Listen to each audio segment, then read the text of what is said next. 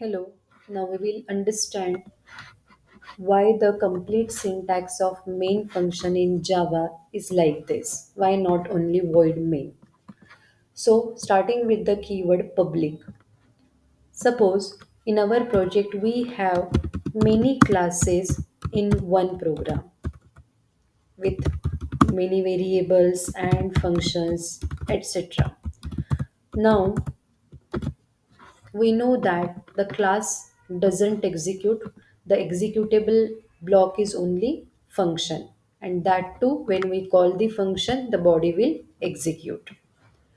Now if I have two classes in my Java program, and if I declare main function as with no keyword or private, then this main function will become private to the class in which it is declared. It means main function is visible only to JP1 class, not to JP2 class.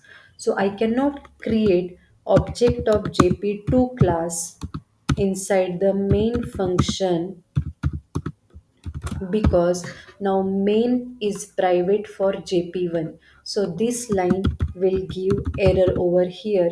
So we will not be able to call the show function of JP2 class over here because it will give the error as main function is private. So main function should be open and accessible to all classes in the program. That's why main is declared as a public.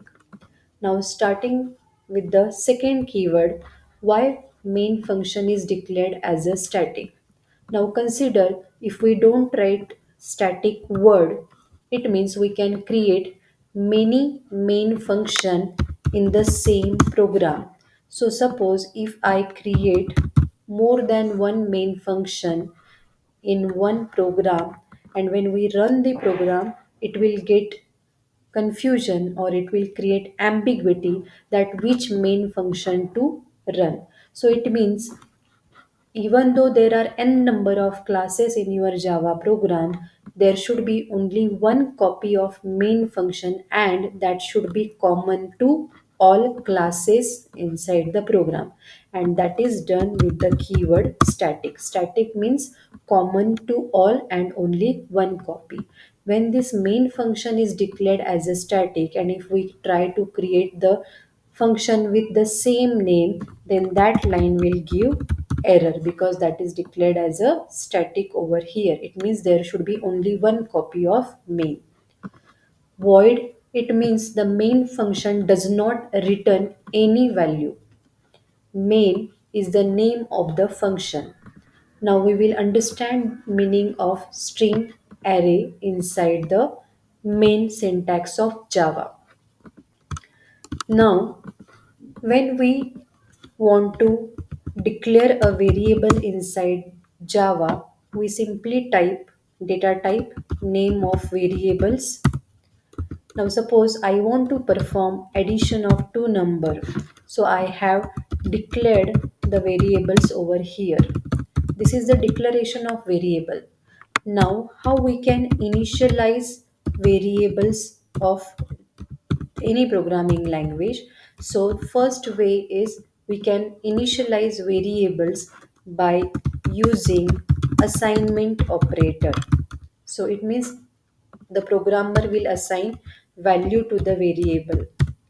So if I write over here now c is equal to a plus b, and we can print addition is, and we have to print the value of c variable. So we have to write that after double quotes. So c is written over here, but there has to be a separator. So in Java the plus is a symbol to act as a separator between message and the name of variable. Now I have made some changes in the code, so I will save the file, and again we have to go to the command prompt to execute our Java program. So we are moving to the file where our programs have been saved. So first stage of execution of Java program is compilation Java C jp1.java. There seems no error as prompt is displayed. Now execute the program by writing Java jp1. Now here we can see the addition of 6 plus 8 is shown over here as 40. So we have initialized the variables by using assignment operator. Now second way of initialization of variable is by using command line argument. Now what do you mean by command line argument? Let us see initialization of variable by using command line. Command line of argument means we have to compile the program, we have to run the program and give input on the command line itself over here while running the program. So when we run the program, only the main function gets executed. So all the input that we are giving on the command line itself will be received inside the main function. So the developer has thought of which data type is suitable over here.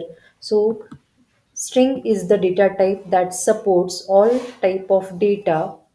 That's why inside the main function we have string as a data type. Now why array? Because we cannot predict how many inputs will be coming from this command line from the user. So array without size is declared over here. Now, suppose if I want to perform addition of two number, I will be passing two integer number from the command line while running the program. So Java JP1 4 and 6. So when I will run this program, this 4 will be passed into this AR array. So array starts with the index 0. So first number will be saved in AR 0 array. Now we have to assign this AR0 value into the A variable. But here will be the issue of incompatible data types because A is integer and AR array is of string type. So we have to convert this string value into integer. So there are wrapper classes available in Java.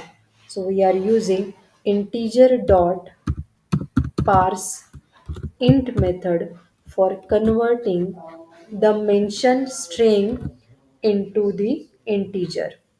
So integer is a wrapper class having parse method which will convert the mentioned string into the integer. Now the second number will be in we want to take the second number into the b variable, so we have to again convert that by using wrapper class and its parse method which is stored in AR array with index at one position. So b is done. Now we can perform the addition by writing C is equal to A plus B. We have made changes. Now compile the program. We have to compile the program again because changes are made over here.